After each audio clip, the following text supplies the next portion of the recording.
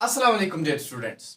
बेटा मैं आपका शाहिद सर और आज मैं आपके लिए एक और इंपॉर्टेंट टॉपिक लाया हूं, that's generation and conduction of nerve impulse. बेटा ये आपके 11th क्लास के बोर्ड में भी बहुत ही इंपॉर्टेंट है और आपको पता ही होगा कि जो हमारा नीट एग्जाम है उसमें भी बहुत सारे क्वेश्चंस इस वाले टॉपिक से पूछे जाते हैं और जो हमारे बच्चे होते हैं, नन्हे से मुन्ने से बच्चे होते हैं, उनको बहुत ही ज्यादा कंफ्यूजन इस वाले टॉपिक में होता है। तो बेटा घबराने की बात है नहीं, इंशाल्लाह उस तरीके से पढ़ेंगे कि कोई भी कंफ्यूजन आपको नहीं रहेगा इस वाले टॉपिक में। ठीक है बेटा, तो बेटा ये एक्चुअली टॉपिक है क्या?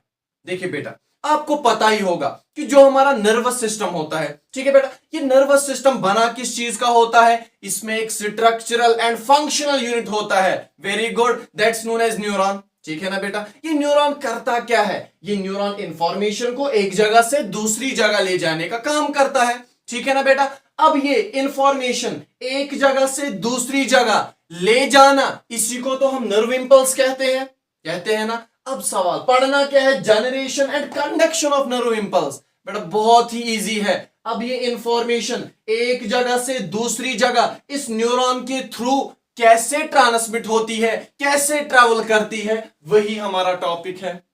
आई होप कि इतना आपको समझ आया होगा, कोई भी डिफिकल्ट टॉपिक नहीं है। ठीक है ना बेटा, अब एक और चीज देखिए बेटा, इंपॉर्टेंट चीज, जो हमारा न्यूरॉन होता है, ठीक है ना बेटा, जो हमारा न्यूरॉन होता है ये दो ही फेज में हो सकता है। ये क्या हो सकता है? दो ही स्टेज में हो सकता है। या तो हमारा न्यूरॉन रेस्ट में होगा, कोई काम नहीं कर रहा है, कोई इंफॉर्मेशन ट्रांसमिट नहीं कर रहा है, या हमारा न्यूरॉन किसी इंफॉर्मेशन को क्या कर रहा होगा? ट्रांसमिट कर रहा होगा, ट्रांसफर कर रहा होगा, that's known as excitation.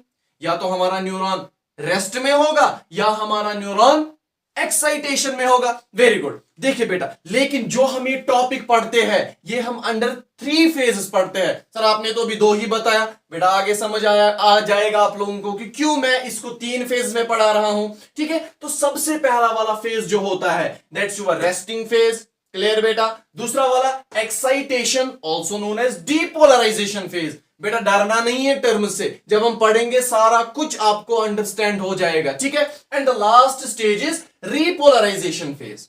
Clear? अब देखिए बेटा, जब हमारा न्यूरॉन रेस्टिंग फेज में होगा, ठीक है, रेस्टिंग फेज में होगा, और आपने ये भी पढ़ा होगा, अगर आप अपनी टेक्स्ट बुक खोलोगे, ये टॉपिक निकालोगे, सबसे पहली लाइन आपको यही निकलेगी वहां पे कि जो हमारा न्यूरॉन होता है ये एक्साइटेटरी सेल होती है।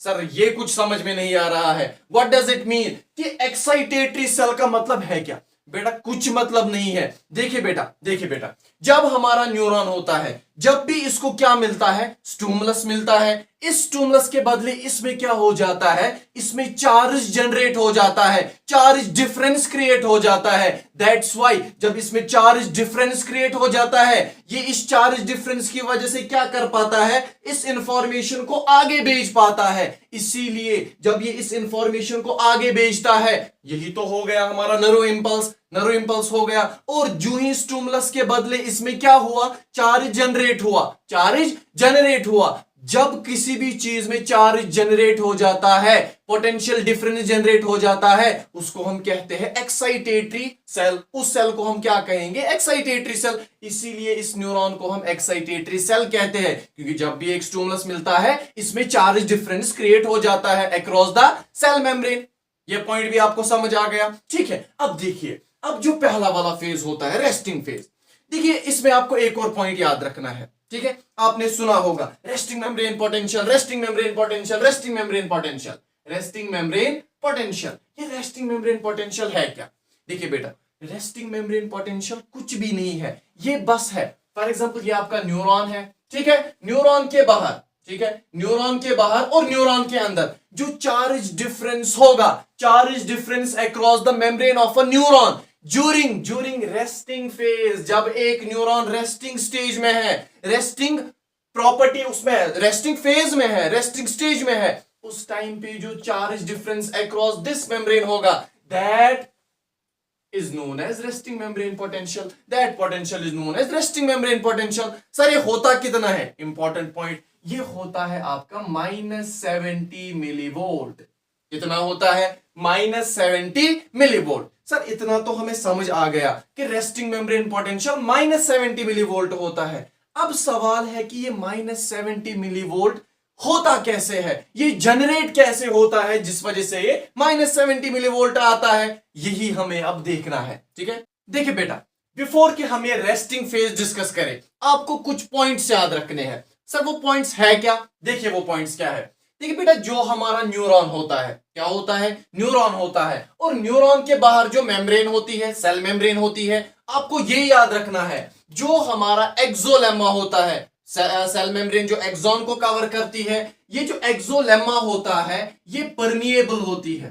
परमिएबल होती है सोडियम आयंस के लिए, point to be noted, sodium ions के लिए क्या होती है? परमिएबल होती है। और ये लेस परमिएबल होती है, लेस परमिएबल होती है सर किसके लिए?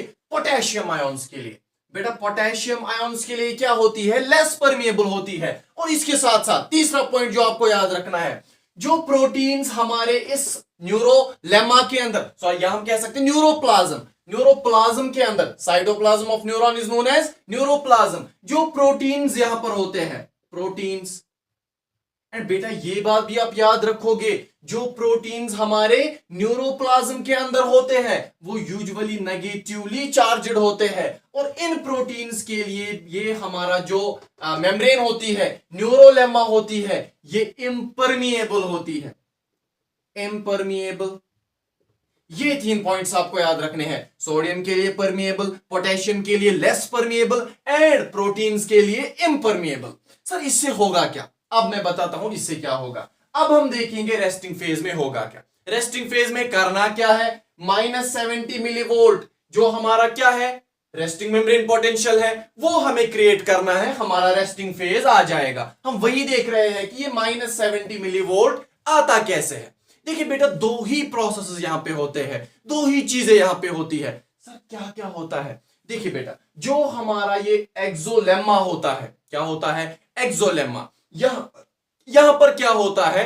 प्रोटीन, या हम कह सकते हैं transporter, transporter protein, transporter protein. ठीक है, ये ट्रांसपोर्टर प्रोटीन, या जिसको हम ट्रांसपोर्ट चैनल भी कहते हैं, ये करता क्या है? देखिए मैंने पहले ये बताया, ये परमिएबल, हमारा जो ये न्यूरोलेमा होता है ये परमिएबल होता है सोडियम के लिए। तो यहां से क्या होता है? सोडियम आयंस बाहर जाते हैं, सोडियम आयंस बाहर जाते हैं, क्योंकि अंदर कंसंट्रेशन ऑफ सोडियम ज्यादा है, बाहर कंसंट्रेशन ऑफ सोडियम कम है। तो यहां पे क्या हुआ? डिफ्यूजन हुआ, बट किसके थ्रू? ट्रांसपोर्टर प्रोटीन के थ्रू। तो बेटा एक और पॉइंट भी याद रखिए, ये सिंपल डिफ्यूजन नहीं है, बट फिर कौन सा डिफ्यूजन है? ये फैसिलिटेटेड डिफ्यूजन है, फैसिलिटेटेड डिफ्यूजन। सिंपल डिफ्यूजन के लिए हमें कोई प्रोटीन की जरूरत नहीं पड़ती है, लेकिन यहां पर हमें एक चैनल की जरूरत पड़ी, ट्रांसपोर्टर प्रोटीन की जरूरत पड़ी, इसलिए इसको हम क्या कहेंगे? Facilitated diffusion. क्या मैं इसको पैसिव ट्रांसपोर्ट भी कह सकता हूं? ऑब्वियसली, क्योंकि कोई एटीपी यहां पे यूटिलाइज नहीं हुआ। तो सबसे पहले हुआ क्या? पैसिव ट्रांसपोर्ट हुआ, जिससे क्या हुआ? सोडियम आयंस बाहर आ गए। सर सोडियम आयंस तो बाहर आ गए, इससे होगा क्या? बेटा ध्यान से सुनिए, सोडियम के ऊपर चार्ज क्या है? Positive. It means positive charges बाहर जा रहे हैं, ठीक है ना? पॉजिटिव चार्जेस बाहर जा रहे हैं, लेकिन लेकिन लेकिन इतने पॉजिटिव चार्जेस बाहर नहीं जाते कि अंदर से -70 मिलीवोल्ट बने। अभी इतना तूफान नहीं आया है। फिर हुआ क्या? फिर होगा क्या इसके आगे? यहां पर एक और ट्रांसपोर्टर प्रोटीन होता है जिसको आप सभी लोग जानते हो, that is sodium potassium pump, sodium potassium pump, या जिसको हम सोडियम पोटेशियम एटीपीएस भी कहते हैं। सर ये सोडियम पोटेशियम पंप करेगा क्या? देखिए बेटा, ये क्या करता है? ये 3 सोडियम आयंस को बाहर लेकर आता है, ध्यान से सुनिए, 3 सोडियम आयंस को बाहर लेकर जाता है। इसके बदले ये 2 पोटेशियम आयंस को अंदर लेकर आता है, 2 पोटेशियम आयंस को अंदर लेकर आता है। और ये चीज करने के लिए इसको एक एटीपी यूटिलाइज होता है। तो बेटा क्या मैं कह सकता हूं कि ये एक्टिव ट्रांसपोर्ट है? ऑब्वियसली, क्योंकि यहां पे तो हमारा एटीपी यूटिलाइज हुआ। बेटा नीट में आया है question, at a cost of 1 ATP कितने सोडियम आयंस बाहर जाएंगे? 3 सोडियम आयंस, और इसके बदले 2 पोटेशियम आयंस अंदर आएंगे। इसके लिए आप फॉर्मूला याद रख सकते हो, NOKIA, नोकिया फोन के बारे में आपने सुना होगा। फिर यहां पे लिखना है 3, एक छोड़ना है 2, एक छोड़ना है 1। सर ये क्या है 3 2 1? देखिए बेटा, 3 sodiums out, 2 potassium in at a cost of 1 ATP। ठीक है, ये आप याद रख सकते हो। ठीक है, अब बताओ मुझे हुआ क्या।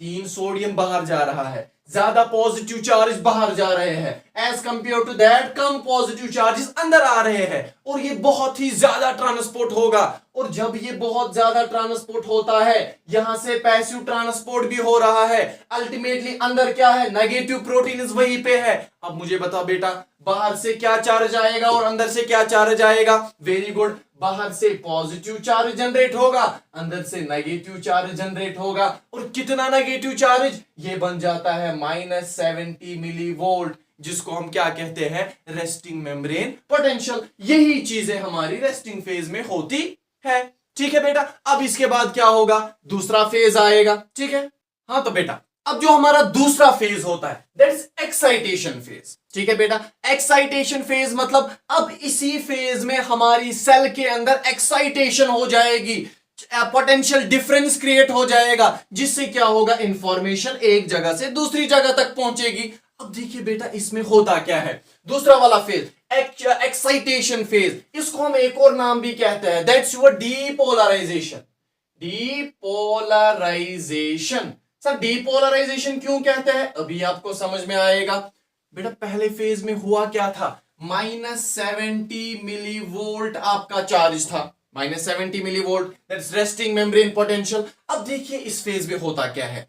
देखिए बेटा, जो ही हमारा excitatory neuron excitatory neurotransmitter secrete करता है, फॉर एग्जांपल आपका एसिटाइल कोलिन। ठीक है, एसिटाइल कोलिन ये क्या है? एक्साइटेटरी न्यूरोट्रांसमीटर है। जब ये न्यूरोट्रांसमीटर आता है, ये करता क्या है? ये हमारे एक्सोलेमा के अंदर होती है एक चैनल प्रोटीन की बनी होती है, एक प्रोटीन होता है, ये एक चैनल होती है, that's known as ligand gated ion channel। ligand gated ion channel। Sir इससे होगा क्या? जब ये ligand gated ion channel activate हो जाती है, बेटा बाहर से क्या है चार्ज? अभी पॉजिटिव, अंदर से क्या है? नेगेटिव। जब ये चैनल ओपन हो जाती है, इसके थ्रू सोडियम आयॉन्स अंदर आते हैं, इसके थ्रू कैल्शियम आयॉन्स अंदर आते हैं। बेटा इससे होगा क्या? जब सोडियम अंदर आया, कैल्शियम अंदर आया, बेटा क्या आप मुझे बता सकते हो क्या अंदर पॉजिटिव चार्ज आ रहा है? हाँ सर, पॉजिटिव चार्ज अंदर आ रहा है। अब मुझे बताओ, पहले कितना चार्ज था? -70 मिलीवोल्ट। क्या ये पॉजिटिव चार्ज धीरे धीरे इसको न्यूट्रलाइज करने की कोशिश करेगा? ऑब्वियसली। जब ये पॉजिटिव चार्जेस अंदर आते हैं, ये इस -70 मिलीवोल्ट को कन्वर्ट कर देते हैं -55 मिलीवोल्ट। कितना? -55 मिलीवोल्ट। इस पोटेंशियल को हम कहते हैं थ्रेशहोल्ड पोटेंशियल। सर क्यों? अभी बताऊंगा। थ्रेशहोल्ड पोटेंशियल, इसको हम थ्रेशहोल्ड पोटेंशियल इसलिए कहते हैं क्योंकि इस वाले पोटेंशियल पे एक और चैनल ओपन हो जाती है, एक और प्रोटीन ओपन हो जाता है, that's known as voltage gated sodium channel. ठीक है बेटा, voltage gated sodium channel activate हो जाती है -55 मिलीवोल्ट पे। इससे होगा क्या? ज्यादा सोडियम्स अब अंदर आ जाएंगे।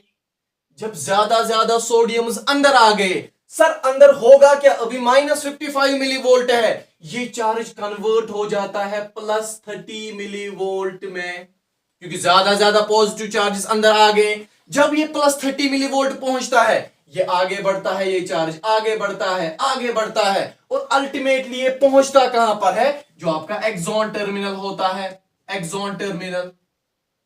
सर इस एक्सॉन टर्मिनल में होगा क्या? देखिए बेटा ध्यान से सुनिए, इस एक्सॉन टर्मिनल के ऊपर एक और चैनल होती है, बेटा ये याद रखना है, एक और चैनल होती है, that's known as voltage gated calcium channel.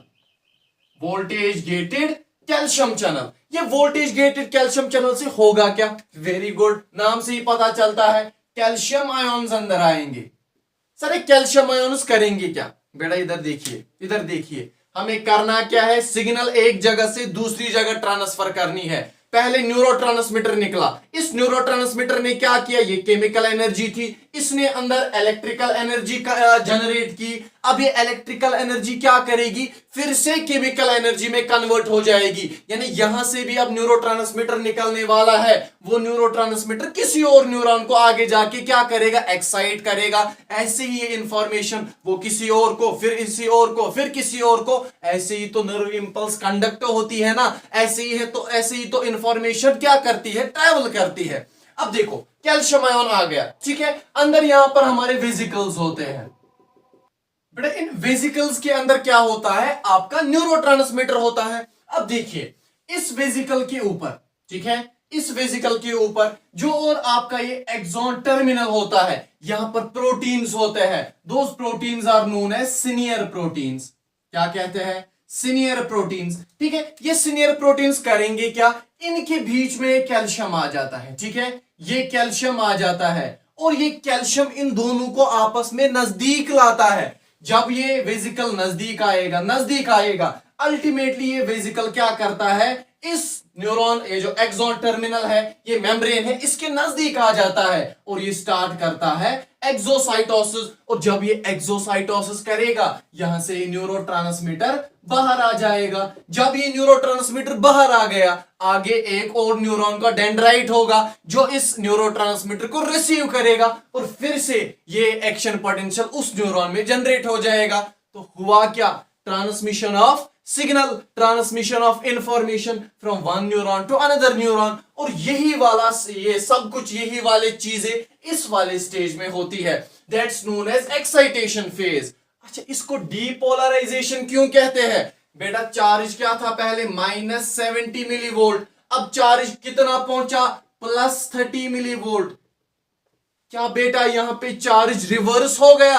हाँ सर, माइनस से प्लस बन गया, इसीलिए तो हम इसको कहते हैं ना डीपोलराइजेशन, चार्ज रिवर्स हो गया। क्लियर? अब इसके बाद होता है तीसरा वाला, लास्ट वाला स्टेज। अब इस तीसरे वाले स्टेज में होगा क्या, देखिए बेटा ये क्या है, रीपोलराइजेशन स्टेज। ठीक है, या रीपोलराइजेशन फेज। देखिए बेटा चार्ज कितना है, -30 मिलीवोल्ट। हमें करना क्या है, इंफॉर्मेशन को ट्रैवल कराना था, वो तो निकली in the form of neurotransmitter.